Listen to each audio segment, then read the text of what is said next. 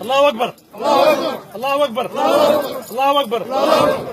بسم الله الرحمن الرحيم. waxaan u mahadcelinayaa taliyaha guud ee taliyihii hore ee guud ee ciidanka sirriye guud Saciid Maxamed Xirsi oo aabahay ahaa oo adeerkay ahaa oo taliyahayga ahaa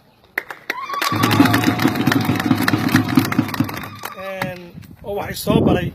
oo ka dambeeyay koorsadeedii ugu horeysay oo kulliya askariga Liibiya aanu baxay 1983 taliyihii koowaad oo guddigii ka qayb qaatay oo qofkii koowaad codkiisii ahaa markii saraakiisha kulmeen mahad gaar ah u celinaya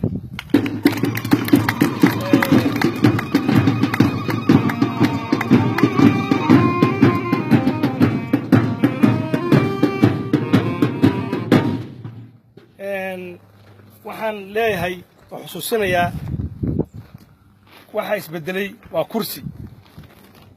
waa taliyihii hore Saciid Maxamed Xirsi iyo Cabdi Cabdullaahi wax kale isbedelay ma jiraan ciidanka intiisa kale laga bilaabo Saciid Shoodhe ilaa askariga ugu hooseeya shaqada si wadan bay wadayaan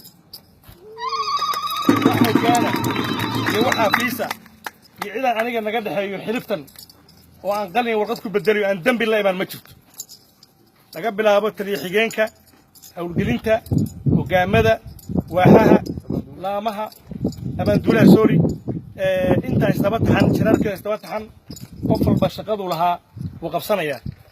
wax walbana iyo hogaan walba iyo talis walbana xafiiska ugu tagay ana ugu tagay xafiiskiisa ana kay ugu imaanayaan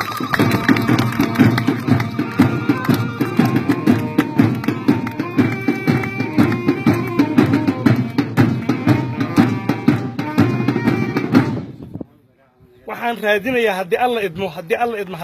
alla ila garab galo adinku ila garab gashay inaan xuquuqdiina soo raadiyo aan raadinayaa haddii alla ila garab galo inaan xaqiina idin raadiyo aan raadinayaa laga bilaabo maalintaan xilka qaaday oo maalin afar saddexaad ahayd oo taliyaha ciidanku ugu wareejiyey waxaan u diyaar garoobaynaa dagaal waxaan u diyaar garoobaynaa dhulka inaan xoreysano baan u diyaar garoobaynaa adinkuna diyaar garooba waa diyaar garoobaynaa waa iska dhicinaynaa cadowga waana ka qabsaynaa dhulkeenna haddii alla idmo ayadana hala diyaar garooba wixii kaloo warbixina haddee xafiisyadii lahayd baan kala gelaynaa hadalka intaasaa hordhaciga ah aad baan u mahadsantihi dhammaantiin digtoonow